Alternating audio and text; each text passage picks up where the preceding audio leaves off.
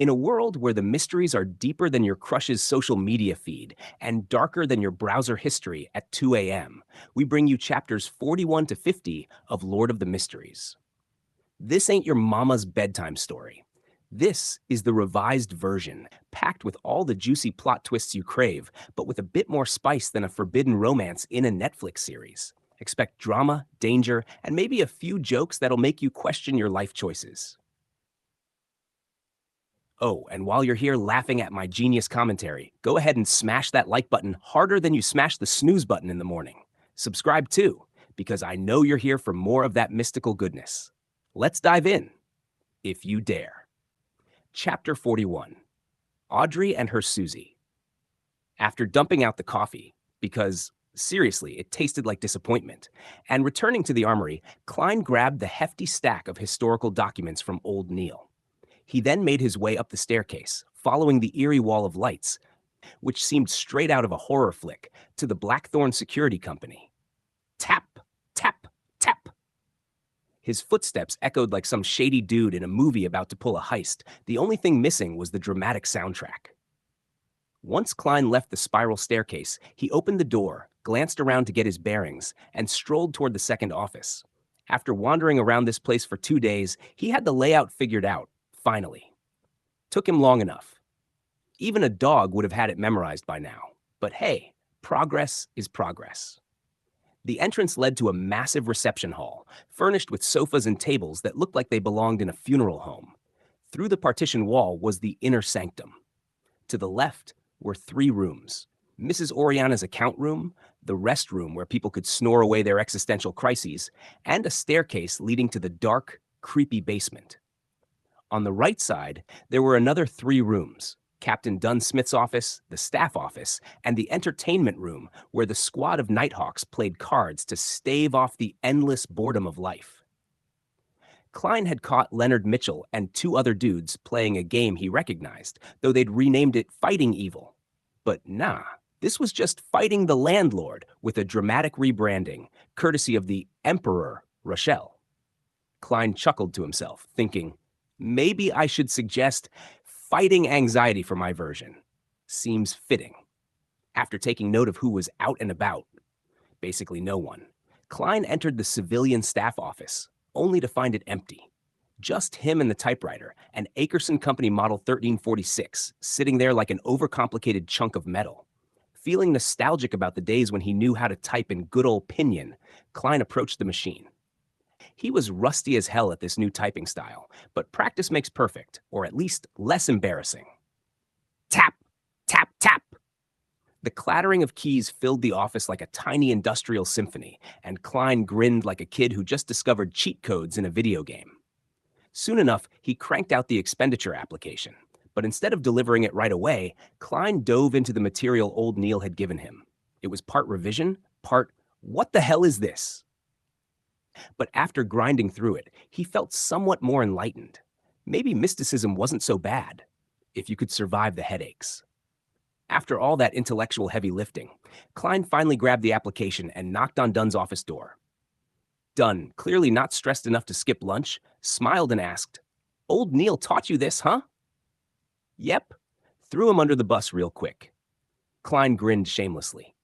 Dunn signed the form with his fancy fountain pen and said, "I'll add this to my monthly budget request. Go collect your money from Mrs. Oriana when it's approved, and this afternoon, you'll get to draw the spirit pendulum." Klein could hardly contain his excitement. Money and mysticism? Jackpot! Before leaving, he asked, Captain, shouldn't July's budget be applied for before July?" He was low-key dragging Dunn for his lack of planning. Dunn paused mid-coffee sip, his expression the epitome of, don't ask questions you don't want answers to, before muttering, "We had 3 cases in June. I forgot." Klein mentally facepalmed. Classic Dunn, forgets everything except his damn coffee. Elsewhere, Audrey was in a private chemistry lab, looking like she was one step away from discovering the secret to immortality. She stared at the cup in her hand, watching the bubbles disappear into a sticky silver liquid. "Haha, I'm a freaking genius!" She gloated to no one, savoring her success. Only needed 1 shot at this, though I did prepare extra materials just in case. As she prepped herself to gulp down the spectator potion, a familiar bark interrupted her vibe. Ugh, not now. Audrey quickly hid the potion and stormed toward the door. Susie, who's there? She called, unlocking the door to reveal her golden retriever, Susie, wagging her tail with the enthusiasm of someone who just found a pile of treats. Audrey's personal maid, Annie, was also there, clearly flustered. I told you not to disturb me when I'm doing science, Audrey snapped, trying to maintain her mad scientist vibe. Annie explained, it's the Duchess. She's inviting you and Madame to tea. Audrey's eyes rolled so hard she almost saw the back of her skull. Tea? Really? Tell them I'm not feeling well. Dehydration or whatever. Audrey dramatically pressed her hand to her forehead like a theater actress in her prime. Annie gave her a look but shrugged and said, Okay, Miss Audrey. Do you need help? Nah, I got this. Audrey itched to get back to the lab, but the second she returned, she found Susie inside, licking up the last drop of her precious potion like it was gourmet dog food. Audrey froze in place, her brain short-circuiting. Welp, there goes my potion. Susie just sat there, wagging her tail, looking as innocent as ever, like she hadn't just derailed Audrey's day. Meanwhile, on a stormy island far beyond the Pritz Harbor, a blond man in a robe with lightning patterns stared at Alger Wilson. You could have gone back to the kingdom, had a cushy job as a captain, but instead, you're out here sailing into chaos. Why? Alger's face was as stoic as stone. The sea belongs to the storm. This is the Lord's kingdom. The blond man clenched his fist and gave a salute. May the storm be with you.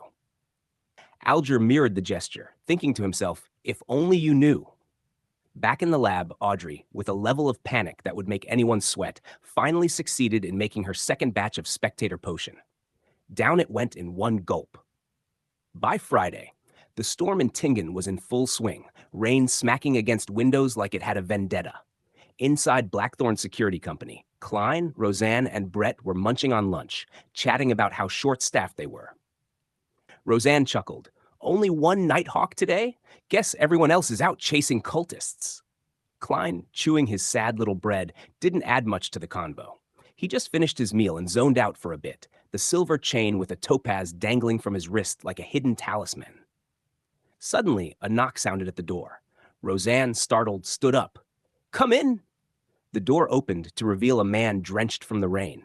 He glanced at the group and asked, Is this the former mercenary squad? Roseanne nodded, giving her usual automatic response. Yes, sir. The man coughed and said, I have a mission request. Chapter 42, Butler Klee. A mission request. Bro, you've definitely knocked on the wrong door. This security company's sign is just for show. Seriously, we're more like a club with a fancy sign than anything legit. Klein held back the urge to roast the guy. He wished there was a message board where he could vent his sarcasm. He had questions, but he remembered the captain's previous answer. They could take on jobs if they were free. Any money earned went into the team's petty cash fund, and participants got bonuses. So, basically, side hustle vibes all around. Roseanne, trying to sound professional, said, Our security personnel are all out. They'll be back in an hour if your matter isn't urgent. You could consider our services then. Of course, all the Nighthawks were out doing their own thing. Captain Dunn Smith was off having secret talks with the bishop at the cathedral. Leonard Mitchell was holding down Chanis Gate. Corpse Collector Fry and Sleepless Royale Rydeen were working with the cops in Golden Indus Borough on some cultist robbery mess. Kenley White was off on leave, while Midnight Poet Sika Tron was out at Raphael Cemetery patrolling. And then there was old Neil, who was like a grandpa at this point. He hadn't taken a mission in ages. Klein? Still a rookie, and in his own words, not quite up to the challenge. They're all out. The tall, lanky guy grimaced as he took off his hat. Bowing slightly, he said, Sorry for intruding. Goodbye. Dude made a dramatic exit into the rainstorm, clearly thinking his day was as bad as the weather. Roseanne sighed like someone who just missed out on free food. Damn, what a pity. I was hoping for a nice meal out of this. Klein, enjoying his basic lunch, shrugged. Well, someone's got to watch the gate. You want to send Brett instead? Or maybe you? Roseanne rolled her eyes with a giggle. Brett? Nah, but you could have taken it. You're our Mr. Seer, right? She gasped as soon as she realized she said something that could have caused a huge slip-up. They couldn't have people overhearing any talk about Beyonders. Loose lips sink ships, after all. Thank God the captain isn't here, Roseanne muttered, sticking her tongue out playfully. Or it's back to confession for me. Klein and Brett shared a knowing laugh as they finished up their meals. Klein, without an umbrella, decided to chill at Blackthorn since the rain wasn't letting up. He grabbed a newspaper, slouched into a comfy sofa, and embraced his lazy afternoon. Airship route from Backlund to Desi Bay now in service. Complete anthology of Great Detective Manseng coming soon. Legolas weapons ad, 6-bullet revolver for £3 and 10 solly. What a bargain. Flipping through, Klein's eyes landed on something that hit closer to home. Suspect behind the killings of Mr. Welch and Miss Naya has been caught. A much-needed break from the horrors in Northborough, Golden Indusborough, and Eastborough. Welch's father, a banker, has escorted his youngest son's body back to Constant City for a grand burial. Reading it a few times, Klein sighed deeply. Guess Welch's dad bought into the police's explanation. At least he didn't hire a private investigator. He mused silently. His grief over his youngest son can't be worse than what my parents felt when they lost their only kid. Klein sat still, lost in thought for a long while. He wasn't shocked about not being invited to the burials. He wasn't even that sad anymore. Once things settle down, I'll leave a bouquet at their graves, he thought before dozing off. Just then, a knock on the door snapped him out of his stupor. Come in, Roseanne mumbled, jolting awake from her own nap. The lanky guy was back, pushing the door open. Mind if I wait here? Your guys should be back soon, right? The dude was practically pleading. Sure, grab a seat. Roseanne gestured to the sofa. Klein, curious, asked, So, where'd you hear about us? Who sent you our way? Guy must be desperate, braving that storm twice and willing to wait. Well, the guy said, dragging his wet self toward the sofa, I've been everywhere. Mercenaries, private investigators, you name it. Nobody else has the manpower. Honestly, if it weren't for the meal delivery guy, I wouldn't even know this company existed. Wow, this is not the shining rep I imagined. Klein thought, eyes widening in surprise. Roseanne jumped in. They're all that busy? So many missions? The man sighed. There's been a big spike in demand. Heard about the armed robbery murder on Howe Street? Ugh, don't remind me. I was there. Klein nodded, keeping a straight face. Because of that scumbag criminal, the rich folks are hiring security and private investigators left and right. Whole city's scared stiff. Roseanne and Klein exchanged glances, laughing quietly. Blackthorn Security was like the last in line for any business. Clearly, the company wasn't seeing any of this supposed security industry boom. 20 minutes later, Klein thought the rain was easing up and prepared to head out for some target practice. That's when Leonard Mitchell strolled in, looking curious. What's going on here? He asked, glancing at the lanky man. A client. Is Captain back? Roseanne perked up, delighted. Back? The man was surprised, having kept his eyes on the door the whole time. Roseanne chuckled awkwardly. Yeah, we've got backdoor operations, too. Leonard, still looking casual with his shirt untucked, snapped his fingers. I'm one of the security personnel. How can I help you, miss? The lanky man sighed, gathering his thoughts. I'm Klee, the butler for Mr. Vickroy, a tobacco merchant. His only son, Elliot, was kidnapped this morning. We've informed the police, and they've made it a priority. But Mr. Vickroy's still uneasy and wants some extra help to find the boy. Klee continued, If you locate the kidnappers, Mr. Vickroy will pay £100. If you rescue Elliot, it'll be £200. Leonard grinned slyly. So he just wants us to find the hideout? Must think his son's worth only £100, huh? Klee chuckled. Mr. Vickroy isn't all that wealthy. He's counting on the police to handle the rescue part. Fine, no problem, Leonard replied, snapping his fingers again. Roseanne, write up the contract. Roseanne fired back. You're not a poet, you know. You're just a dude reciting other people's stuff. With a chuckle, Klein realized how unprofessional this place was. Seriously, we don't even have a contract template? This is tragic. After a quick contract was drawn up, signed, and stamped, Klee stood, hat in hand, and left. Leonard turned to Klein with a mischievous smile. I need your help. A what? Klein was caught off guard. Come on, you and I can tackle this mission together. I'm good at combat, sensing, shooting, all that stuff. But finding people? That's more up your alley. Don't expect old Neil to come out in this weather. Klein hesitated but agreed, curiosity about his newfound abilities outweighing his reluctance. Let's see what I can do, he thought, excitement and caution mixing inside him. Chapter 43, Search. While giving Klein a once-over, Leonard grinned and nodded like he had a secret. So anything you need from them, partner? Leonard had worked with old Neil enough times to know the drill. Divination needed something personal, especially when the person in question was MIA. Klein thought for a moment before turning to Klee. I'll need some of Elliot's clothes, recent, unwashed, and preferably not smelling like starch. Anything he wore on him, like accessories, would be great too. Trying to play it cool, Klein kept his request ordinary, not wanting to raise suspicion. But even then, Klee had that "what the hell are you on about" look on his face. Why? Before Klein could even come up with a decent lie, Klee added, I got a picture of young Master Elliot right here. Oh boy, here we go. Klein knew if he told the truth, Klee would probably flip the table, break the contract, and storm out, yelling, a bunch of hacks. If this voodoo stuff works, why not hire the most famous spirit medium in Awa County? Luckily, Leonard swooped in with a chuckle. Mr. Klee, my colleague here, has a very, special pet. It's got a sense of smell sharper than a hound with a caffeine addiction. That's why we need Elliot's clothes and stuff to track him. You know, clues can lead to a general area. Leonard continued with a grin. And yeah, we'll take that picture too. Gotta know what the little dude looks like. Klee blinked a few times but seemed to buy the story, nodding slowly. Will you wait here, or are you coming with me to Mr. Vickroy's place? Let's all go together.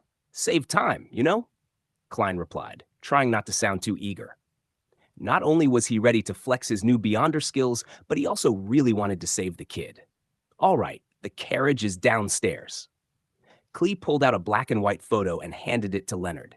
The picture was of Elliot Vickroy, about 10 years old, with hair so long it nearly covered his eyes.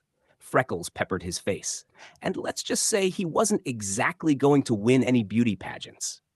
Leonard took a glance and passed it to Klein, who studied it before pocketing it. He then grabbed his cane, slapped on his hat, and followed the crew out of Blackthorn Security Company to the carriage below.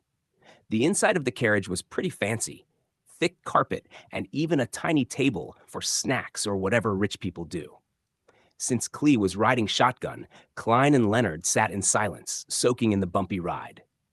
After a while, Leonard broke the quiet with a grin. The driver knows what he's doing. Yeah, Klein muttered, trying not to get carsick. Klee forced a smile. Your compliments will be his life story. We'll be there soon. As they neared the Vickroy residence, the carriage didn't pull up directly in front to avoid tipping off any kidnappers. Instead, they parked on a nearby street. Klee hopped out with an umbrella, leaving Leonard and Klein alone for a bit. Leonard turned to Klein after a pause. Remember when I said that notebook would show up again? Well, it's coming back soon. I can feel it. Klein just raised an eyebrow and subtly nodded toward the driver outside, making it clear he didn't want to talk about sensitive stuff in front of strangers. Leonard, ever the mood lifter, whistled and turned to the window, watching the rain slide down in streaks like nature was trying to smear Vaseline over the whole world. Before long, Klee returned with a bag full of items. His trousers were splattered with mud, and his shirt was wet in spots from the rain. These are Elliot's clothes from yesterday, and this is his storm amulet, Klee said, handing over the goods. Klein glanced at the clothes, a mini gentleman's suit, complete with a tiny shirt, vest, and bow tie. The storm amulet was a bronze trinket engraved with symbols of storms and waves, but it didn't ping Klein's mystical radar. After listening to Klee drone on about the kidnapping details, Klein and Leonard said their goodbyes and grabbed a private carriage, skipping the crowded public option. The fare for a private carriage was steep, but Leonard handed the driver 2 one-solely notes without batting an eye. Charge by time, Leonard instructed, closing the door behind him. The driver, confused but pleased, took the money and asked, So, where to? Leonard smiled and nodded to Klein, who pulled out Elliot's clothes and laid them on the carriage floor. He carefully wound the storm amulet around his cane and then started his mystical mumbo-jumbo. Klein entered a half-cogitation state, and suddenly his eyes darkened like someone turned down the dimmer switch on reality. His spirit felt light as he connected to the unseen world, quietly repeating, Elliot's location. When he let go of the cane, it didn't fall. It stood upright like a magic trick. Klein felt the invisible gazes of spirits around him, making him more than a little uncomfortable. But he pushed on, repeating the location request in his head. Finally, the cane fell and pointed straight ahead. Straight, Klein said, his voice sounding almost ghostly. The driver, unsure why his passengers were suddenly practicing wizardry in his cab, kept quiet and followed directions, mostly because he didn't want to lose those shiny notes in his pocket. Leonard cracked a smile as the carriage wound through the streets, following Klein's divination. In just 30 minutes, they pinpointed Elliot's location inside a building. Klein's cane had become his supernatural GPS. He pointed to the building with a grin. They're in there. Leonard, always ready with a wisecrack, sighed. Man, I wish I could do that, but I gotta say old Neil's got it even better. With a roll of his eyes, Klein replied, It's really not that hard, dude. You could learn it too. You've got potential. Leonard chuckled. That's not exactly a compliment. They both hustled into the building, trying not to get soaked by the lingering rain. The structure was 3 stories tall, and the setup reminded Klein of an old-school apartment block from his Earth days. Quiet as ninjas, they made their way to the 3rd floor, and Klein did another round of dowsing. The cane pointed them to a room on the right. They're in there. 3 kidnappers, 1 hostage. The numbers match up. 1 aura's smaller. That's probably Elliot. And Mr. Klee said they've got 2 hunting rifles and a revolver, Klein whispered. Leonard grinned. Perfect timing for a little poetry. He stepped up dramatically, looking like he was about to win a Shakespeare award. In a deep, melodic voice, he recited, Oh, the threat of horror, the hope of crimson cries. One thing at least is certain, that this life flies. One thing is certain, and the rest is lies. The flower that once has bloomed forever dies. Leonard's singing echoed like a lullaby in an abandoned karaoke bar at 3 a.m., lazily wafting through the doors and down the creaky, haunted house-style stairwell. Klein's brain immediately went into power save mode. He felt like he was watching one of those nature documentaries narrated by some British guy, featuring peaceful moonlight and a serene lake with just the right amount of ripple. His eyelids? Heavy, real heavy. He was about to do the thing where you fall asleep standing and hope no one notices. Amidst these half-baked sensations, Klein also felt a weird, invisible pair of eyes on his back. It was like being followed by a ghost with commitment issues. There, but not quite, making him feel like he was wandering through some spirit realm. Just as he was about to hand in his brain's resignation letter, a strange sense of déjà vu hit him like a bad flashback. His spiritual spidey senses kicked in, and he managed to shake off the sleep spell of Leonard's lullaby. But just barely. Yet, even though he was awake, he felt about as emotional as a robot running low on battery. Leonard stopped singing and smiled like someone who just won an argument on the internet. I'm thinking about asking the captain if I can get a Fina-Potter lute, Leonard said with a twinkle in his eye. How can I sing without accompaniment? Klein could only roll his eyes internally as Leonard added, Just kidding. I can hear those guys snoring already. The black-haired, green-eyed Nighthawk strode towards the door with the energy of someone who's done this 1,000 times before. Without breaking stride, he threw a casual punch at the door's lock. Crack! The wood around the lock shattered like cheap plywood in a discount furniture store. This takes real skill, you know, Leonard said, turning to Klein with that annoying poet vibe grin. He reached into the hole and opened the door, showing off like some kind of discount Houdini. Klein, finally shaking off the last of his lethargy, wasn't feeling nearly as cocky. With a quick check under his arm, he drew his revolver and spun the cylinder. He wasn't about to go in there unprepared. Nope, not today, Satan. The door swung open like in a cheesy action movie, and there was a guy fast asleep at the table, gun at his feet. Another one was halfway through waking up, eyes barely open like he'd hit the snooze button for the last time. Bam! Leonard took 2 steps forward and knocked the barely awake guy out cold. No fuss, no muss. Klein was just about to step in when his detective instincts kicked in. He spun around, facing the stairwell. Taps, taps, taps. Footsteps echoed from below, slow and deliberate. A man in a brown coat, hugging a paper bag of bread like it was his last meal, was making his way up the stairs. Klein wasted no time. His revolver was up, barrel aimed right at the guy's forehead before he could say carbs. Don't move. Hands up. 3, 2, 1. Klein's voice was steady, like he was telling a kid to stop running in the house. The man froze, eyes wide, Tenshi probably regretting not getting gluten-free at this point. Slowly, he raised his hands and forced a smile. Is this some kind of joke? Misunderstanding, maybe? Klein wasn't buying it. Don't resist. We'll see if it's a misunderstanding soon enough. Before Bread Guy could say anything else, Leonard strolled out like he was just checking on a pizza delivery. Ah, so the kidnappers have a food delivery guy. How convenient. At that, Bread Guy's pupils shrunk to the size of pinholes. In a last-ditch effort, he kicked the bag of bread into the air, probably thinking he was in some slow-motion action scene. Bang! Klein's gun fired. The bullet tore through the man's left shoulder like butter, spraying blood everywhere. Bread Guy collapsed, trying to crawl away, but Leonard jumped down the stairwell like a ninja from a second-rate action flick and landed on him with a thud. The guy was out cold. Leonard flicked some blood off his sleeve and grinned at Klein. Nice shooting. I was aiming for his legs. Klein thought, mentally facepalming. But hey, a hit's a hit. Klein's spiritual radar was still buzzing in the back of his mind.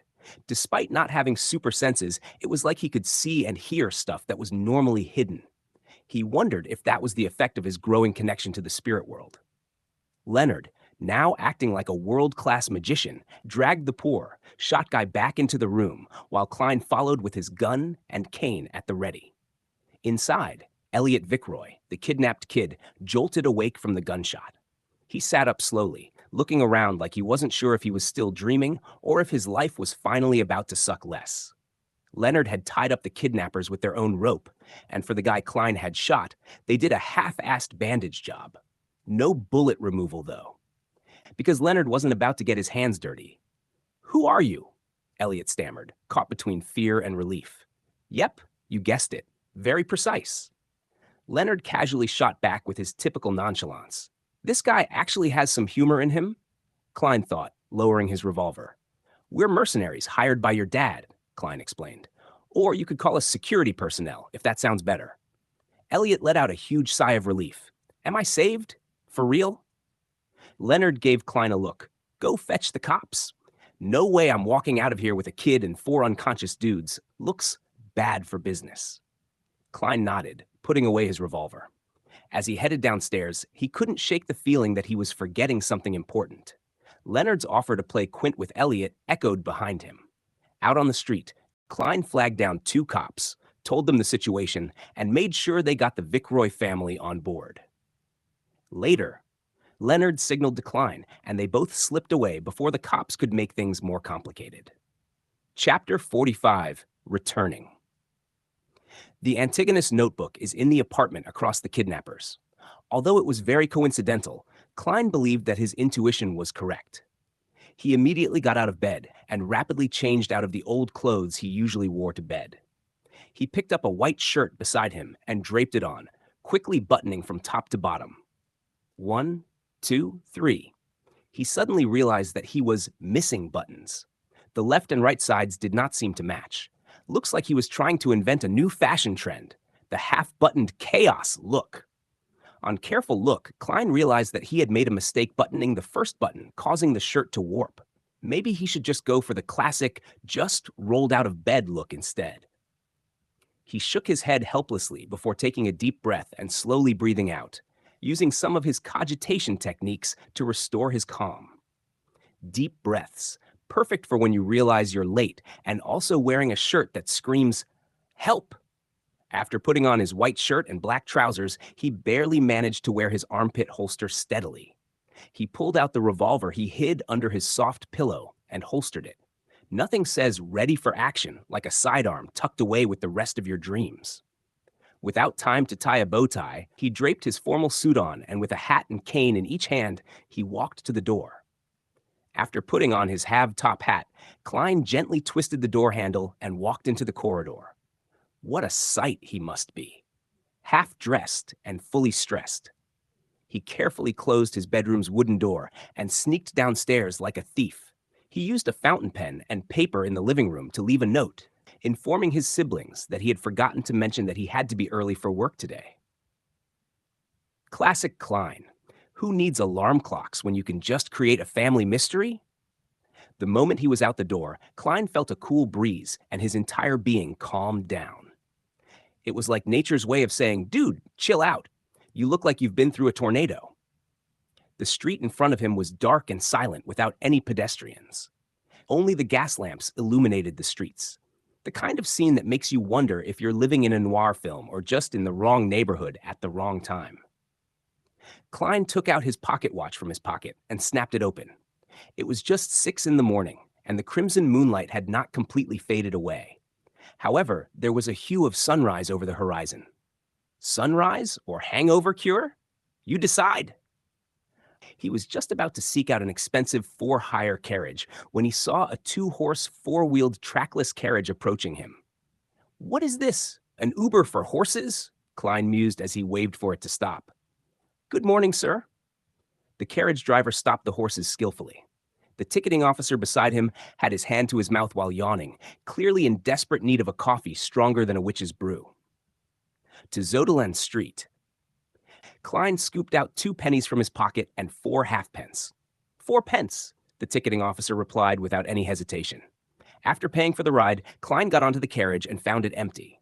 It exuded a clear loneliness amid the dark night. "Ah, just me, myself, and I, the dream team. You are the first one," said the carriage driver with a smile. The 2 brown horses widened their pace as they proceeded briskly. "To be honest, I never imagined there to be a public carriage so early in the morning." Klein sat near the carriage driver and made idle chatter to divert his attention and relax his tense mind. The carriage driver said in a self-deprecating manner, "From 6 in the morning to 9 at night, but all I earn is £1 a week."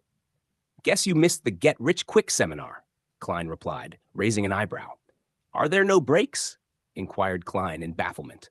"We take shifts to rest once a week." The carriage driver's tone turned heavy. The ticketing officer beside him added, "We are in charge of plying the streets from 6 to 11 in the morning. Following that, we have lunch and an afternoon break. Near dinner time, which is 6 in the evening, we replace our colleagues. Even if we do not need rest, the 2 horses will need it." It wasn't anything like that in the past. There was an accident that should not have happened. Due to fatigue, a carriage driver lost control of his carriage and it toppled. It resulted in us having shifts. Those bloodsuckers would never become this kind so suddenly otherwise. The carriage driver scoffed. Under the illumination of dawn, the carriage drove towards Zoutland Street and picked up 7 to 8 passengers on the way. After Klein was less tense, he did not converse further. He closed his eyes and recalled the experiences from yesterday, hoping to notice if he had forgotten anything, and hoping he didn't leave the stove on. By the time the skies were bright when the sun was fully up, the carriage finally arrived at Zodeland Street. Klein pressed his hat with his left hand and briskly jumped off the carriage. He quickly stepped into 36 Zodeland Street and arrived outside Blackthorn Security Company after going up the flight of stairs. The door was still closed and had yet to open. Great, just what I needed. A locked door at the start of my day. Where's my crowbar? Klein took out the ring of keys by his waist and found the corresponding brass key and inserted it into the keyhole and twisted it. He pushed forward as the door slowly opened. He saw the black-haired, green-eyed Leonard Mitchell sniffing at a recently popular cigarette. Ah, the sweet smell of procrastination. "To be honest, I prefer cigars. You seem to be in a rush?" The poet-like Nighthawk asked in a relaxed and cozy manner. "Where's Captain?" Klein asked instead of answering. Leonard pointed at the partition. "He's in the office. As an advanced sleepless, he only needs 2 hours of sleep in the day. I believe it's a potion those factory owners or bankers would like the most." Klein nodded and quickly passed through the partition. He saw that Dunn Smith had opened the door to his office and he was standing at its entrance. "What's the matter?" Dressed in his black windbreaker, he held a gold-inlaid cane with a solemn and stern expression. It screamed authority, or at least, I'm really serious about my fashion choices. The feeling of déjà vu came to me. It should be the notebook, the Antigonus family's notebook. Klein tried hard to make his answer clear and logical. "No pressure. right? Where was that? Dunsmith's expression did not have any obvious changes. However, Klein's intuition told him that a clear and invisible stir had happened in him. This was possibly a flash of his spirit or a change in his emotions. You know, the usual, right place, wrong time. It's at the place Leonard and I saved the hostage yesterday, opposite the kidnapper's room. I didn't notice it back then until I had a dream and received a revelation. Klein did not conceal anything. From the looks of it, I missed out on making huge contributions. Leonard, who had walked to the partition, chuckled. Dunn nodded slightly as he instructed with a solemn expression. Get Kenley to replace old Neil's watch of the armory. Let old Neil and Fry come with us. Leonard stopped acting frivolous, as he immediately informed Kenley and Fry, who were in the Nighthawk's entertainment room. One of them was a sleepless, and the other was a corpse collector. Quite the dynamic duo. 5 minutes later, the two-wheeled carriage that came under the jurisdiction of the Nighthawks began driving down the sparse streets in the morning. Leonard wore a feather hat, a shirt, and a vest. He stood in as the carriage driver, lashing out a whip from time to time, sending out a crisp crack. Living the dream, huh? Inside the carriage, Klein and old Neil sat on one side. Facing them were Dunsmith and Fry. The corpse collector's skin was so white it looked like it either had not been under the sun in a very long while, or he had a severe blood deficiency. He looked to be in his 30s with black hair and blue eyes. He had a high nose bridge and his lips were very thin. He had a cold and dark demeanor and had a faint smell from often touching corpses. Date night must be a real struggle for him, Klein thought. Repeat the situation again in detail. Dunn adjusted the collar of his black windbreaker. Klein stroked the hanging topaz in his sleeve as he began from their mission commissioning until the dream. By the side, old Neil chuckled. Your fate seems to be entwined with that Antigonus family's notebook. I never expected you to meet it in such a manner. That's right. Isn't this too much of a coincidence? Thankfully, Leonard just mentioned that there was no indication of hidden factions of mysterious powers at play from the preliminary investigations of Elliot's kidnapping. It was solely a crime motivated by money. Otherwise, I would really suspect if someone had deliberately arranged for this to happen. It was too coincidental. Thankfully, Leonard just mentioned that there was no indication of hidden factions of mysterious powers at play from the preliminary investigations of Elliot's kidnapping. It was solely a crime motivated by money. Otherwise, I would really suspect if someone had deliberately arranged for this to happen. As the carriage rolled toward their destination, the atmosphere inside grew tense. Dunn sat with an intense expression, his mind clearly working through the implications of Klein's revelations. Old Neil, on the other hand, chuckled. Your fate seems to be entwined with that Antigonus family's notebook. I never expected you to meet it in such a manner. Yeah, talk about a wild coincidence, Klein replied, trying to maintain some levity despite the growing weight of the situation. The carriage's wooden wheels creaked as they turned a corner, jolting Klein from his thoughts. He couldn't shake the feeling that they were being led into something far darker than a simple robbery. Let's just hope we find the notebook and get out of here without any drama, he muttered under his breath. As they arrived at the building Klein had indicated, Dunn took charge, his demeanor shifting to that of a seasoned leader. Let's go up. Klein, you and old Neil walk behind. Be careful, very careful, he instructed. With a nod, Klein followed Dunn's lead, his heart racing with anticipation. They reached the 3rd floor, and Leonard pointed at the apartment opposite the kidnappers. Is this the place? Klein tapped his glabella twice and activated his spirit vision. His perception sharpened, and he was suddenly hit with an overwhelming sense of déjà vu. Yes, he affirmed, his voice steady despite the unease creeping in. Old Neil activated his own spiritual perception and said, There's no one inside, nor are there any spiritual glows of magic. He seemed calm, as if he were used to the tension that came with such investigations.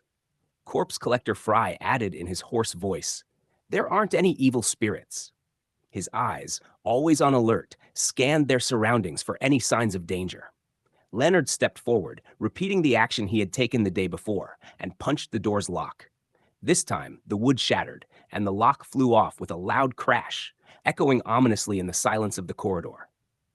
Klein felt an invisible seal vanish, and with it came an intense, putrid stench that assaulted his senses.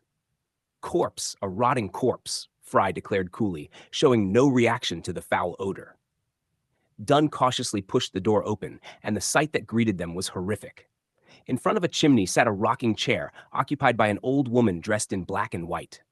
Her head hung low, and her body appeared abnormally large, with blackish-green, swollen skin that made it seem as though she could explode at any moment.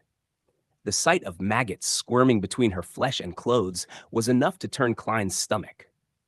Suddenly, the woman's eyeballs dropped to the floor, rolling and leaving a yellowish-brown streak behind. Unable to tolerate the putrid stench any longer, Klein bent over and puked. Chapter 46, Portrait!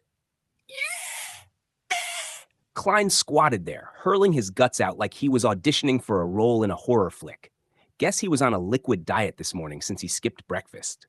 Who needs eggs when you can have regurgitated anxiety, right? Just then, a tin-colored square flask that looked like it was made for stashing cigarettes appeared in front of him. The mouth, devoid of a stopper, let out a cocktail of smells that was part tobacco, part disinfectant, and a dash of mint leaves.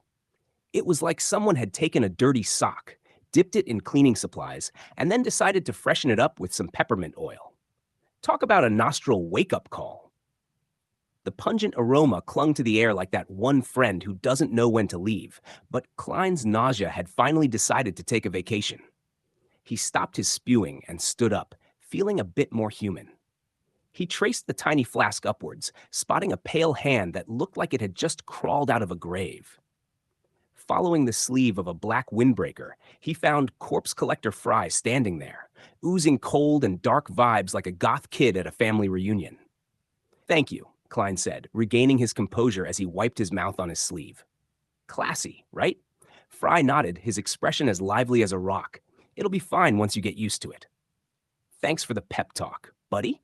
He shoved the flask back into his pocket and turned towards the highly decomposed corpse. Without any gloves, because who needs those, he started inspecting the old woman. Meanwhile, Dunn Smith and Leonard Mitchell were slowly pacing around the room, occasionally playing with the table's surface like it was a fidget spinner or something. Old Neil, pinching his nose as if he were in the world's worst-smelling bakery, stood outside the door, muttering to himself, "Seriously gross. I'm going to request for extra pay this month." Can't blame him. Who wants to deal with the smell of death for free? Dunn turned his head and casually touched the wall beside the chimney with his gloved hand. He asked Klein, "Does this place look familiar?" Klein held his breath and constructed a silver pocket watch in his mind to calm his nerves. With his spirit vision activated, he felt a shift, like he was suddenly in an episode of Twin Peaks. A scene from the depths of his memory flashed by. Chimney, rocking chair, table, newspapers, rusty nails on the door, tin cans lined with silver. It was dark and dull, like a documentary from Earth, if Earth had a budget of $10 and a camera from the 90s. Suddenly, an ethereal scream passed through the walls. "Hornassus fligrea! Hornassus fligrea! Hornassus fligrea!" Not exactly the motivational mantra he needed right now. "It feels a little familiar," Klein admitted, his brain throbbing like he had a hangover from hell. Thank God he quickly tapped his glabella twice. Thank you, self-soothing techniques. Hornassus? The Hornassus mountain range mentioned in the original Klein's diary? Is this what we're doing now? Chasing the ghost of a notebook like it's the holy grail of lost laundry? Dunn nodded slightly and opened a cupboard. He reached in and pulled open its wooden door, revealing moldy bread and about 7 gray, stiff, dead rats. Yum. Who wouldn't want a side of rat with their morning toast? "Leonard, go downstairs to get the patrolling cops and explain the situation here." Dunn ordered like he was running a fast food joint. "All right," Leonard replied, turning to leave the apartment. After that, Dunn opened the doors to 2 other bedrooms and began a careful search, which looked less like an investigation and more like a game of hide-and-seek gone wrong. Once he was sure there were no clues or signs of the Antigonus family's notebook, Fry stood up, wiped his hands with a pristine white handkerchief he pulled out of nowhere, and said, "The time of death was more than 5 days ago. There are no external injuries or clear signs of beyonder powers. We'll need a post-mortem for the exact cause of death." "Great," Just what we need, a ghost on the autopsy table. Did you discover anything? Dunn turned to look at old Neil and Klein. The two, no longer in spirit vision mode, shook their heads in unison like a couple of bobbleheads. Apart from the corpse, everything else is normal. Actually, no, there was an invisible energy sealing the apartment initially. You know, standard operating procedure when we do our spooky rituals? Old Neil added after a moment's thought. Dunn was just about to respond when he glanced outside the door. A few seconds later, Klein and old Neil sensed something and turned to look at the stairwell. Moments later, faint footsteps grew louder as Leonard returned with a policeman in tow. The cop's face twisted in horror at the noxious smell. What is this? A cooking show gone wrong? He immediately paired up with his colleague from the Special Operations Department and started banging on doors like he was selling Girl Scout cookies. Corporal with 2 silver chevrons reporting for duty, he said, inspecting the corpse on the rocking chair. Katie Stefania Bieber, between 55 and 60 years old, widow, has rented this apartment with her son, Ray Bieber, for over 10 years. Her husband was a gem artisan. Her son is about 30, single, and inherited his father's trade, making about £1.15 a week. Neighbors haven't seen them in over a week, he continued, taking notes like a student cramming for finals. Before the cop could move on, Klein already knew the crucial detail. Missing. To be more precise, Ray Bieber had vanished. The ancient notebook could very well be in his hands. Talk about bad luck. Do you have a picture of Ray Bieber? Dunn asked the police officer, stepping into his role as the high-ranking inspector, which he totally was. Except it was more of a side gig, really. The officer nervously shook his head. I'm not sure. I'll have to return to the station to look. It's not typical for us to have pictures of every single person. Got it. Keep questioning the residents on the first floor. Get the juicy details, Dunn instructed. As he watched the police officer leave, Dunn closed the door and turned to old Neil.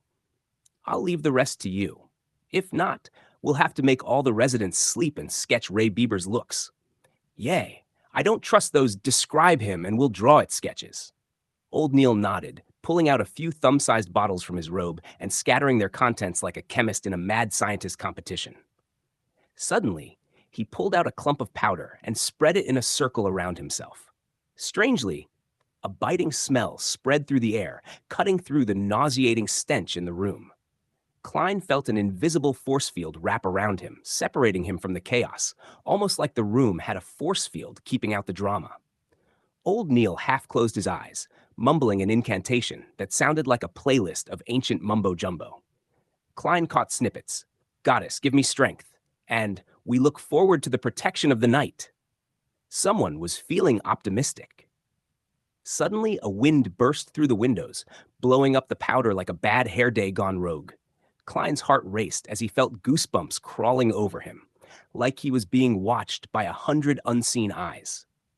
It felt like he was deep in a math problem he never signed up for. Old Neil's eyes shot open, pitch black and wide.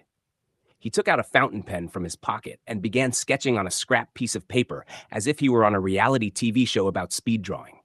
Klein leaned in to watch as a face with recessed eyes and a tall nose bridge came to life under old Neil's rapid strokes. When the natural curly short hair was finished, old Neil wrote a line beneath the portrait.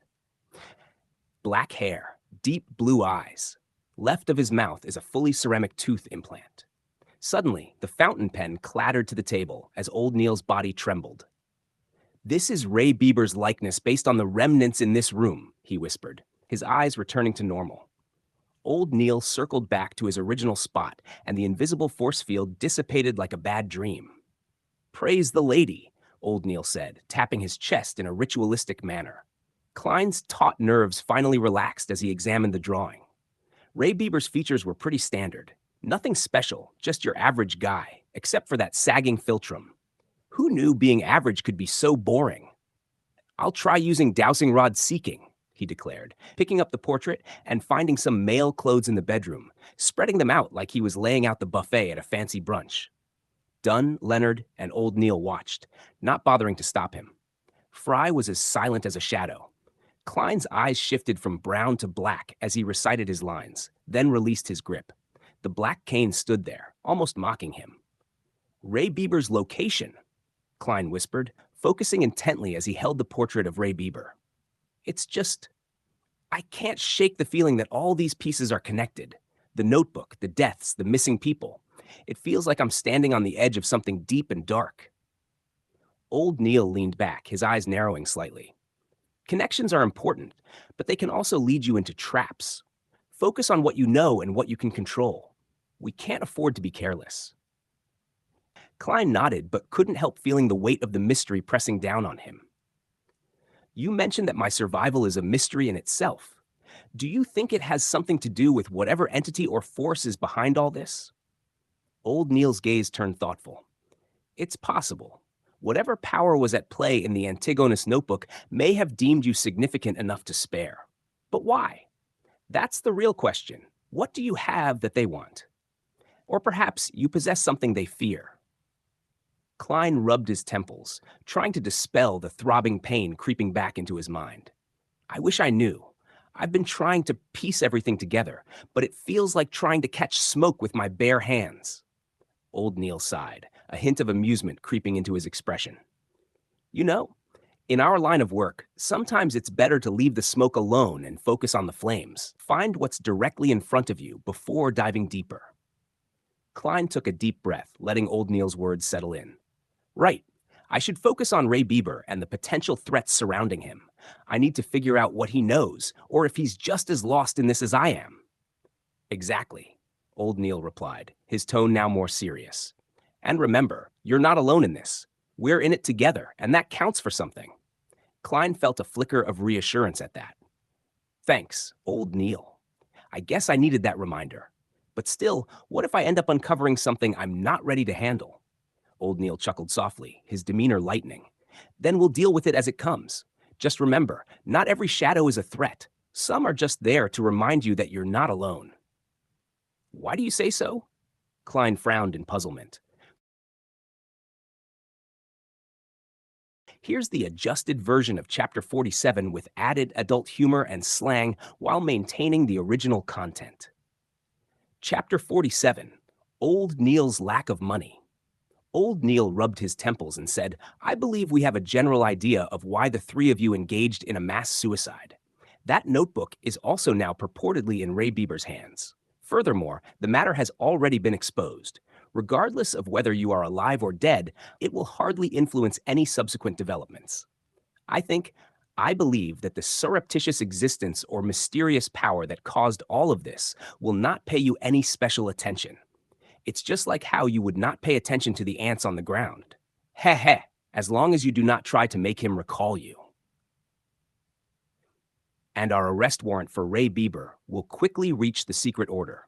They will also be able to guess that it is related to the Antigonus family's notebook. Believe me, for a secret organization that has been in existence for more than 1,000 years, it has many channels of information.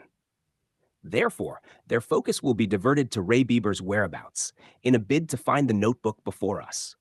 They will not, nor is it possible for them to harass, stalk, or deal with you. Lad, congratulations on stepping out from the shadows of the past. What follows will be a brand new journey filled with sunlight. Klein nodded when he heard that and said in a happy and relieved manner, I hope so. Having transmigrated here, he had been enveloped in uncertainty. Now, it felt like it had finally dissipated. However, Klein was still feeling uncertain because the notebook seemed to be tied to him in a certain manner. It went to the point of him bumping into remnant clues coincidentally from a normal mission of rescuing a hostage. He was afraid that there would come a day when a delivery man would send him a parcel, only to realize that it was that Antigonus family notebook after opening it up. Can you imagine? Hey, I ordered a pizza, not a cursed family heirloom. Let's hope everything will go as Old Neil described. He silently prayed. When Old Neil heard his reply, he immediately scoffed. You don't seem to be a devout believer of the goddess. At this moment, shouldn't you be drawing the sign of the crimson moon at your chest and say, May goddess bless us? Mr. Neil, you don't seem like one either. A real devotee would not say, what follows will be a brand new journey filled with sunlight.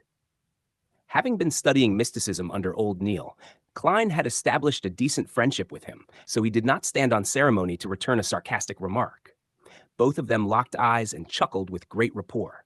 At the same time, they tapped their chests 4 times. Praise the lady! At that moment, they heard the grinding sounds of machinery as the main door to Blackthorn Security Company opened. The elegant Mrs. Oriana, with her fashionably coiled hair, stepped into the reception hall with a light green dress. Good morning, Mr. Neal. Good morning, Klein. She held a small leather handbag as she greeted with a smile. It's another fabulous day today. A pretty good day. Good morning, Oriana. You are still as beautiful as 10 years ago, replied old Neal with a chuckle. Oriana's eyes turned to slits as she upturned her face. Mr. Neal, the way you praise is still as infuriating as 10 years ago. She enunciated the words 10 years like a secret code for don't remind me of my age. Is that so? Old Neal looked at Klein, confused. He wore a perplexed look. Never mention anything that will remind the ladies of their age. As a keyboard warrior that knew a little of everything, Klein instantly understood what had peeved Mrs. Oriana. He smiled lightly and said, Good morning, Mrs. Oriana. You are as beautiful as always. Thank you, our outstanding Koi University graduate. Oriana smiled with a nod before saying, That old butler has already paid the mission's commission. According to captain's rules, half of it will be used as additional funds, while the other half will be split between you and Leonard. But since you aren't a formal member, you can only take 10% of the half. Come over later to sign for it. How much did he pay? Klein asked happily, while also feeling the pinch. Because let's be real, 10% of a commission doesn't even cover a round of drinks at the pub. 200 pounds. This was what he said back then. Lord, the esteemed Storm. I never imagined or believed that this was resolved just like that. This is even harder than us having a dream. Why is your security company so unknown? It's an insult to the entire industry. Mrs. Oriana mimicked the old butler's southern accent. Klein thought seriously for a few seconds before saying humorously, This is just too unfair for those kidnappers. Two Beyonders had resolved the problem quickly using methods that could be described as easy and pleasant. This is like an adult bullying a few kids while in full combat attire? They were just too unlucky. They must have lost the protection of the divine, said Oriana with a soft laugh. I told the butler that we were only lucky. One of our informants happened to see the kidnappers bring the child into the hideout. Therefore, do not have too much hope for us. We really are just a very ordinary security company. Typically speaking, the more you emphasize something is ordinary, the more extraordinary it is. Klein lampooned with a smile. He watched Mrs. Oriana walk through the partition and enter the accounting room. Old Neal puckered his lips by the side and said enviously, You really are a lucky lad. You haven't joined us for long, and you've encountered a job worth 200 pounds. Is that very rare? Klein asked in puzzlement. Prior to this, he was either studying history or mysticism, or wandering aimlessly outside, hoping to find clues with his spiritual perception. You know, typical Tuesday stuff. According to Oriana's accounts, we might not encounter a single job an entire week, and most jobs are worth less than 20 pounds. Old Neal rubbed the moonstone by his wrist and sighed. Following that, he looked at Klein with anticipation. If you encounter any similar jobs in the future, remember to inform me. Upon hearing Old Neal's words, Klein suddenly felt a strange feeling arise in him. Therefore, he asked directly, Mr. Neal, you seem to be lacking in money. How much do you get paid a week? If you aren't comfortable telling me, just ignore my question. Old Neal leaned back into the sofa and chuckled. This isn't something that needs hiding. I've been here for so many years. At present, I will obtain salaries from both the church and the police department every week, a total of 12 pounds. A weekly salary of 12 pounds? Klein blurted out in surprise. A weekly salary of 12 pounds with 52 weeks a year. That meant more than 600 pounds a year. Back when he read the Tingen Morning Post and Honest Paper, they had mentioned that high-profile lawyers only earned 800 to 1,000 pounds a year. And those were the best lawyers. So how the hell did Old Neal manage to keep his wallet so light? As for the managers of Benson's trading company, they only earned 6 pounds a week. That was already quite a decent job. Yes, such a salary is actually quite generous, and we do not need to pay any taxes, added old Neil with a smile. Klein had heard from Benson that one had to pay E-type taxes when their weekly salaries exceeded £1. In other words, the government and corporate employees had to pay 3% of taxes if they earned £1 to £2, 5% for £2 to £5, 10% for £5 to £10, and 15% for £10 to £20, capping at 20% for those above £20. Yeah, because what's life without the government taking a slice of your paycheck, right? Other than that, he also read of 4 other kinds of taxes in the newspapers. A-type was related to land, housing, and other earnings from material items. It included property and rent. B-type was a tax paid by farmers. C-type was a tax on profits from bonds, funds, and equities. D-type was commercial, finance, or professional income. It's something admirable, Klein echoed Old Neil. However, Old Neil shook his head. Such a salary is insufficient for beyonders like us who have to frequently study the hidden mysteries, practice, and attempt rituals.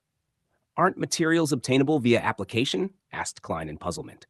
Old Neil scoffed. There's a limitation to it. At times, we have to give a sufficient legitimate reason. If you want to learn more and experiment in the field of mysticism, you can only spend your own dime to buy materials. It can be bought internally or at underground markets. Klein jolted in surprise as he immediately asked, "There are beyonder materials that are sold in underground markets? I thought the churches would not permit their existence?" He was lacking in means to obtain materials. With him having a mysterious organization in its nascent stages, he could not always have them settled via the Nighthawks, right? There's no way to control such matters. Yeah, from the viewpoint of mysticism, all beings are sentient with their spirits, and they stem from the same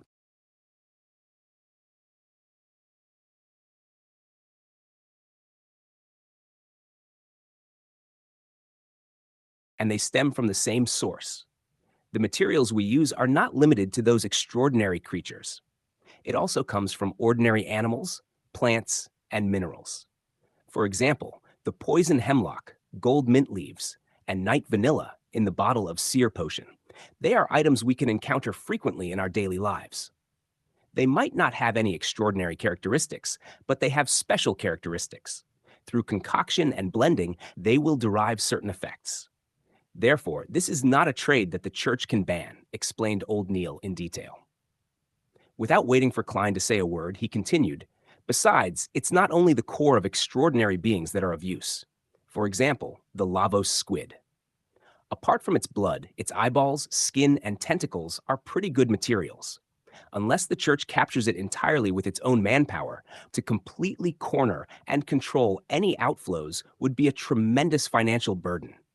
The lower the grade of the extraordinary material, the more it is so. They can only do their best to prevent the more special materials from flowing out." Old Neil suddenly laughed. "There's another important reason. It's better to know of an underground market than not knowing of it.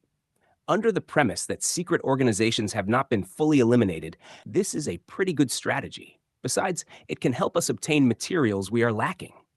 Of course, with the existence of such markets, contraband items will appear. As long as it's not something ridiculous or overly dangerous, we will turn a blind eye to it. At most, we would use them to enrich our vaults." Is it because the few large churches put each other in place so no one can take excessive action? Klein guessed. Old Neil acknowledged tersely, but did not elaborate. "I'm a seer. In the future, I'll definitely need to practice and will need more materials. Mr. Neil, can you take me to the underground market to have a look?" Klein requested with a valid reason. Old Neil appeared to be placed in a difficult position. In fact, those guys who are active in those places are mostly not beyonders. Some of them might be aristocrats that like mystery or rich people who have inclinations towards mysticism. All right, I have a 30-pound bill that needs paying soon. It wouldn't be convenient for me to head over there for the time being." All right. Klein never expected the reason to be Old Neil's owing of money. Moments later, he said with deliberation, "Mr. Neil, do you need me to lend you money? I just earned a commission of £10. "Ha! There's no need. I'll be able to settle it." Old Neil patted the sofa and slowly stood up. "Sigh, age is truly an enemy that biological creatures can't fight. I'm exhausted from last night's watch. Yeah, revise what I've taught you later this morning. Read more documents. Tomorrow, I'll teach you the foundations of ritualistic magic. All right. Klein got up and bade him farewell by taking off his hat. When Captain Dunn did not return at noon, Klein pretended that he was still searching for the notebook as he roamed the streets again. Having earned 10 pounds, he no longer needed to wait for the next disbursement of the funds. He could head directly to the Divination Club. Cogitation and spirit vision have been occasionally producing murmurings and illusions. It made him eager to begin acting. Hanass Vincent. In the Divination Club, situated on the second floor of 13 House Street, North Borough of Tinjin City, Klein spotted the stunning lady who attended to visitors once again. With her long brownish-yellow hair coiled up, she radiated a mature elegance that made her look ageless. Seriously, she could pass for a timeless goddess or just someone who really knew how to style their hair. "Hello, Mr. Glacis isn't here today. Would you like to switch fortune tellers?" she asked with a smile that could charm the pants off anyone. Klein, who had just taken off his silk hat and put it back on like some fancy magician, was taken aback. "You still remember me?" he asked, astonished. That was already 5 days ago. Was he really that memorable, or did she have a collection of weird hats she noted down? The woman pouted her lips into a smile, probably thinking about how easy it was to keep track of folks who were less than financially savvy. "You're the first customer that sought Mr. Glass's services. You're also the only one to this day. Hard not to remember you, really," she said, her eyes glinting with mischief. Klein couldn't help but think he might be the poster child for penny wise, pound foolish. "When was the last time Mr. Glasses came to the club?" he inquired, still mulling over his questionable financial choices. She shot him a knowing glance. "To be honest, we can't predict when our members will pop in. They have their free will and all that jazz. But I believe Mr. Glasses hasn't shown up since he told your fortune that day." Klein offered a silent prayer for the guy. May the goddess bless him and keep him far away from my bad luck. He decided not to pry further. Instead, he smiled and said, "I'm not here for divination services this time. I plan to join the club." "Really? That's fabulous news." The lady lit up, her surprise radiating like a disco ball at a dance party. "For the first year as a member, the membership fee is 5 pounds. It'll be just 1 pound a year after that. I'm guessing you don't need me to break down the fine print?" Klein pulled out a 5-pound note, waving goodbye to Henry Augustus Safar's portrait like it was his last chance at freedom. After the lady carefully checked the anti-counterfeit watermark like she was examining some rare art piece, she stored the note and handed him a form. "Please fill in your details. I'll whip up a receipt for you," she said, flashing a smile that could probably sell ice to an Eskimo. "Wait, there's a receipt? Should I bill it to Blackthorn Security Company?" Klein chuckled at the thought as he picked up a fountain pen from the desk. With blackish blue ink, he filled in his name, age, address, and company information. He left his date of birth blank, though. After all, to a seer, that could reveal way too many secrets about his life path. Better keep that under wraps. Once he received the receipt and completed his registration, the lady extended her right hand. "Congratulations on joining Tinjin City's Divination Club. I'm Angelica Barahart, your hardworking server. Here are your member cufflinks. They have special inscriptions that identify you as one of us." "Hello, Madam Angelica." Klein shook her hand and accepted the dark gold cufflinks, realizing the special inscription was written in Hermes. Fancy, right?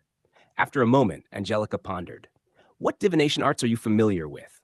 Or would you like to learn some divination methods from the club? We're considering inviting famous fortune tellers to give classes. Plus, we'll introduce you to members with similar expertise so you can bond over your mutual weirdness. I dabble a bit in every divination art. No special treatment necessary," Klein replied, adding a little flair to his answer. "Can I start telling fortunes for others? I'm not a complete rookie." Angelica kept her polite smile intact, probably wishing she had a "I'm not your average fortune teller" sticker. "You can tell fortunes anytime in the club, but before we confirm your skills, we won't promote you to customers when they ask. What's your pricing for fortune telling?" 2 pence. Klein figured he'd play it safe with pricing while he was still an unknown face. By our standard, we'll take an eighth, so that's a quarter pence in fees. Angelica rattled off the various rules while writing Klein's info into the fortune teller album. Once everything was settled, she pointed at the meeting room down the corridor. Mr. Hanass Vincent is currently explaining astrolabe divination. Feel free to find a quiet spot to listen in. You can also ask questions if anything tickles your brain. All right. Klein strolled toward the meeting room, curious to see what Hanass Vincent had to offer. He wanted to compare it with what old Neil had preached.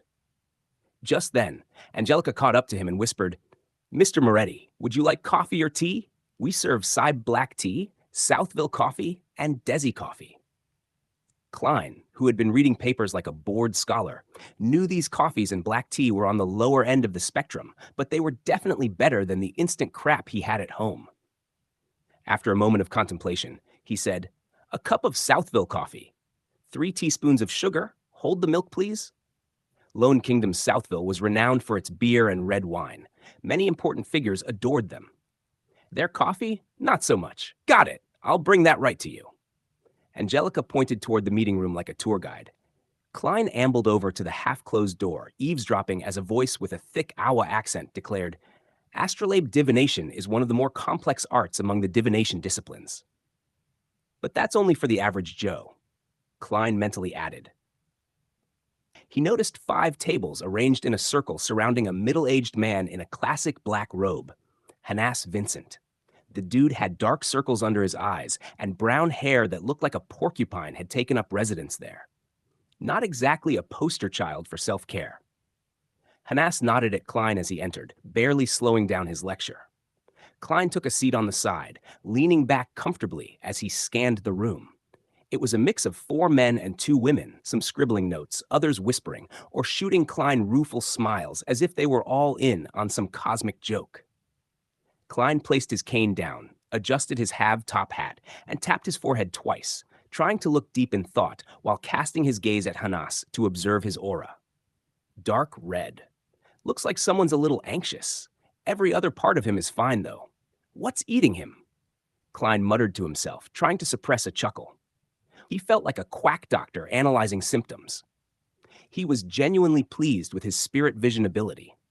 While he couldn't dig into the nitty-gritty, he could gather enough intel to work with. As he surveyed the surroundings, he tapped his forehead again as if pondering what Hanass had just said. Astrolabe divination was one of the more complex methods. Even your average person could give it a go.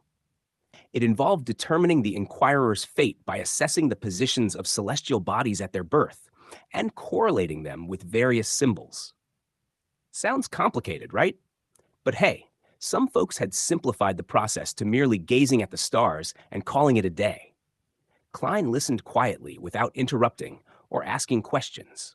Now and then, he'd fidget with the hanging topaz at his sleeve or take a sip of the Southville coffee that Angelica had delivered, savoring the mediocre taste. After a while, Hanass rubbed his forehead and announced, "You might need to attempt creating your own astrolabe. If you have questions, I'll be in Moonstone." After he left, a young man in a white shirt and black vest bounced over to Klein's side with a grin. "Nice to meet you. I'm Edward Steve." "My pleasure. I'm Klein Moretti." Klein stood up, returning the bow with a flourish. "Astrolabes are a snooze fest. Every time I hear about them, I can't help but nod off," Edward admitted, chuckling at himself. Klein grinned. "That's because Mr. Vincent insists on stuffing us with knowledge like it's an Intis buffet. It's totally indigestible.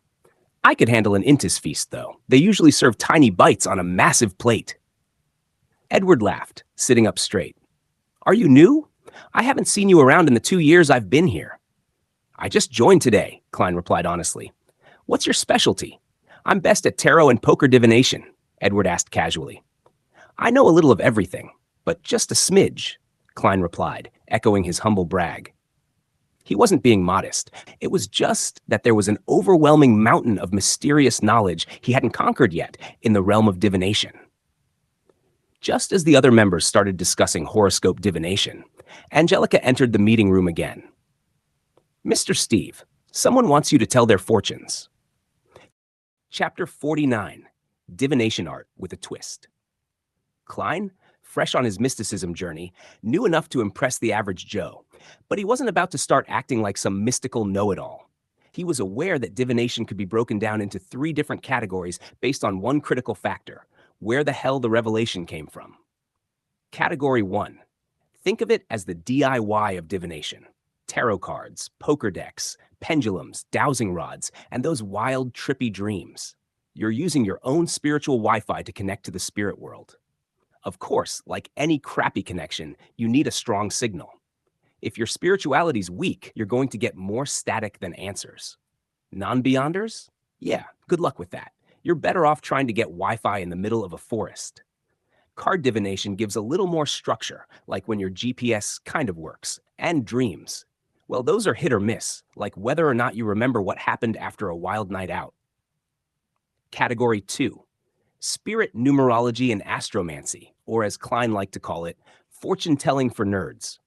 This was where you used some personal data, birth dates, horoscope signs, and probably what your favorite snack is, and the fortune teller did all the brainy math to get your answers. The inquirer just sat back and let the fortune teller do the work. It's like ordering takeout and not having to cook. Category 3. Now, this one was wild. You bring in a third party, like a supernatural middleman, to do the heavy lifting. Ouija boards, for example. You're basically sending out an open invitation to spirits and hoping you don't invite the psycho ones. It's like leaving your front door open in a bad neighborhood and expecting only friendly neighbors to drop by. 9 times out of 10, it ends in some poor fool losing their mind or worse. So when Klein heard Hanass Vincent talking about magic mirror divination, his ears perked up. All right, bro, let's see if you actually know what you're doing, Klein thought, as he waited outside the meeting room. His detective instincts were tingling. If this dude was getting too cozy with the dark side, Klein was ready to crash the party. Of course, there were safe ways to pull off magic mirror divination. You could ask the 7 major divinities, but it was like trying to slide into a celebrity's DMs. You weren't likely to get a reply. But hey, no harm, no foul. You wouldn't end up cursed or losing your mind, at least. The real problem? The shady magic mirror stuff, asking evil gods or some unholy entity for answers. The Nighthawks and mandated punishers made sure to keep those methods on lockdown because one wrong word could turn into a VIP invite for something you didn't want to meet. Klein had a sneaky suspicion that the original Klein, along with Welch and Naya, had messed around with that forbidden juju, following instructions from the Antigonus family's cursed diary. As Hanass continued explaining how to do the magic mirror divination, Klein couldn't help but mentally correct him. Nah, buddy, what you really need here is spirit dowsing, Klein thought, feeling like a mystical teacher sitting in on a rookie's class. He kept half an ear on Hanass while sipping his coffee, chuckling internally. At least Hanass wasn't too far off from the real deal. Hanass went on, detailing the steps. Pick a good time, pray sincerely, blah, blah, blah. Klein relaxed a little. This was basic, harmless stuff. At least nobody was summoning Satan for the lowdown on their love life. As the class dragged on, Klein couldn't help but notice how vague most of these divinations were. It was like reading a horoscope that told you you'd have a rough day, but then, maybe, things might get better, eventually. It's the kind of fortune-telling that keeps you guessing like, yeah, no shit, everyone's having a bad day right now. When Klein left the divination club later, he mused over whether he should jazz up his fortune-telling a bit. Maybe something like, "You've been walking under a cloud of bad luck," or "Looks like the universe is out to get you," would be more exciting. But he shrugged it off, reminding himself that he wasn't about to start acting like some gimmicky street-side seer. Later, Edward Steve ran into a familiar face. Glacis. Except Glacis looked like a zombie version of himself. Sick as a dog, with what turned into pneumonia. Bro, you look like you've been hit by a freight train. Last time I checked, you were healthier than a fitness freak on a protein binge. Glacis coughed and explained, "I caught something bad, man. Nearly knocked me out for good. But my wife found this dope apothecary, and some magical potion saved my ass. You'd have been visiting my grave if not for that." Edward, ever the fortune teller, said, "Well, damn, my reading didn't predict you getting smacked down by illness like this." Glacis replied with a serious look, "Neither did mine. Maybe we're just bad at this."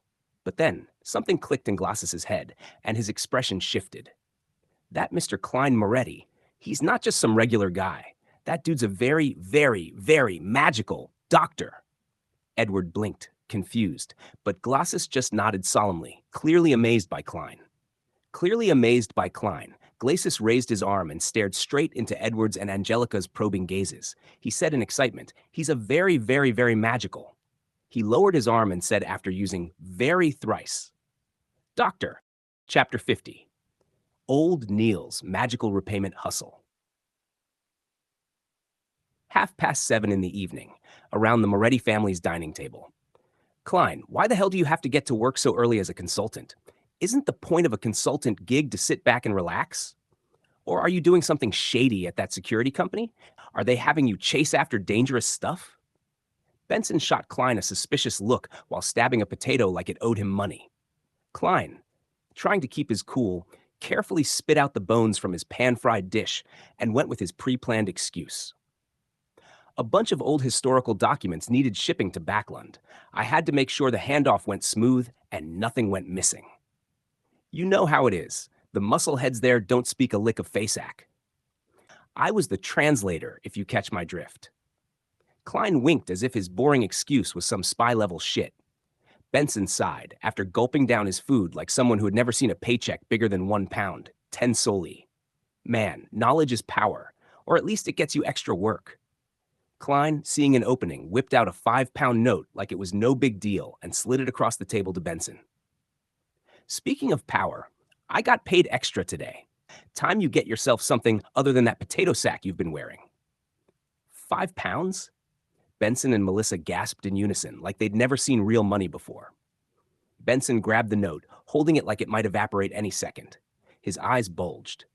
This security company must be swimming in cash. Klein had to stop himself from laughing at his brother's reaction. "Bro, if you only knew. You think they'd pay this much for me just pushing papers? But hey, at least I didn't have to rob a bank for it." Benson chuckled. "Yeah, you don't have the balls for that." Melissa, ever serious, added, "You're also terrible at lying." Klein immediately felt a pang of guilt. "Oh, if only you knew how good I've gotten at bending the truth." He cleared his throat and shrugged. It was urgent, played a key role today. Hence the 5 pounds. It wasn't even a full lie, but that didn't make it any less awkward. He wasn't about to tell them about the money he needed for the Divination Club. Bringing home another chunk of change would just make his siblings think he'd gone full criminal mastermind. Plus, he needed funds to, learn mysticism and seer stuff on the down low. Benson finally snapped out of his money-induced daze and chewed on his bread thoughtfully. "Honestly, I don't need fancy clothes for my job, but with this extra cash, maybe I'll buy some books on accountancy. I don't want to be stuck making less than 2 pounds a week forever. You know my boss has the IQ of a potato, and his breath, I'm pretty sure it could kill a small animal." Klein, seizing the moment, jumped in. "Good call. Why not grab some grammar books from my room too? To really secure that boss title one day. Maybe he'll even end up passing some crazy civil servant exams in the future," Klein mused, thinking ahead like the big brain he was. Benson's eyes lit up. "Yeah, I forgot about those. Cheers to the future then." They clinked their glasses, not with beer, but with good old oyster soup. Real classy. Benson then turned his attention to Melissa, who was locked in a battle with her pan-fried fish. "Hey, speaking of futures, I think our little sis needs a new dress too." Melissa shook her head so fast Klein thought it might fly off. "No, we need to. Save it up." Klein finished for her, both siblings knowing exactly how she operated. "Come on, Mel. It doesn't have to be the fanciest thing in the world. Just something that doesn't scream, 'I've worn this to every birthday party since I was 12?'" Klein insisted. Benson, not letting her off easy, added, "You planning to show up to Selena's 16th birthday bash in that old thing?" "All right." Melissa mumbled before savagely stabbing a piece of beef like she was plotting revenge. After some silence, Melissa suddenly remembered something. "Oh, Mrs. Shod from next door sent over a card. She's visiting us tomorrow afternoon. Wants to formally meet her new neighbors." Klein raised an eyebrow. "Who?" Benson drummed his fingers on the table. "Mrs. Shod from 4 Daffodil Street. Her husband's a senior solicitor. Pretty well off." "Senior solicitor, huh? Maybe he knows Selena's brother." Melissa chimed in, her interest clearly piqued. We're at 2 Daffodil Street, right? Klein muttered, mostly to himself. Well, you two handle it. I'm stuck at work tomorrow. Please pass my regrets to Mrs. Shod, Klein said, imagining how awkward that whole encounter would be. He couldn't help but chuckle at the absurdity of formal visits. Wouldn't it be easier if neighbors just bumped into each other? Benson laughed. You clearly haven't been reading those How to Be a Proper Middle-Class Gentleman magazines. Apparently, if you're not rich enough to be a snob, but not poor enough to be uncouth, you end up overcompensating with pointless ceremonies. They even have something called a morning call from 2 to 6 in the afternoon. A morning call? At 2 p.m.? Klein and Melissa blinked in disbelief. Benson shrugged. Don't ask me, I just read it. Maybe it's because they wear their morning gowns for it? They wear their morning gowns to make the call, Benson said with a grin, as if that explained everything. Morning gowns were a form of formal attire worn during mass or gatherings. Later, it was considered formal attire for the day, different from formal evening wear. All right, remember to buy some good coffee powder and tea leaves in the afternoon. Pick up some muffins and lemon egg tarts from Mrs. Smyron, too. We can't be cheap with our neighbors, Klein said, finishing up the last of his bread dipped in the meat sauce. The next morning, Sunday, Klein finished the last mouthful of inferior tea, put down the newspaper, and adjusted his halved top hat. Grabbing his silver-inlaid black cane, he headed out the door and took a public carriage to Zoodelin Street. After greeting Rosanne, who looked like she was about to pass out after her night shift, Klein made his way down to the basement, turning a corner only to run into sleepless Royale Rydeen. With her cold and serious demeanor, Royale always had an aura of "don't mess with me." Her long, slender eyebrows perched above her large eyes, and her hair was slick and black like it was carved from onyx. Good morning, Madame Rydeen, Klein greeted with his best smile.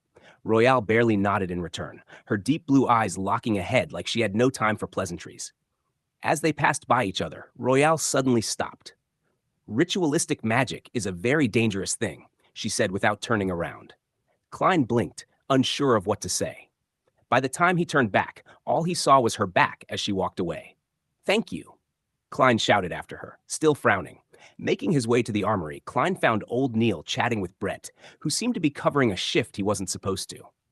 Let's go to my place. I've already got the materials. Brett here is watching the armory for me, old Neil said, his chuckle as mysterious as ever. Klein looked surprised. We aren't doing it here? Old Neil tutted like a schoolteacher correcting a child. There's no space here for ritualistic magic. Without further questions, Klein followed old Neil up to the streets. They hopped onto a public carriage heading for the Northborough's suburbs. Old Neil's bungalow was nestled in a quiet neighborhood, its garden overflowing with roses, golden mint, and other strange plants that Klein could only assume were used for magic. Once inside, the house had a cozy but oddly eerie vibe.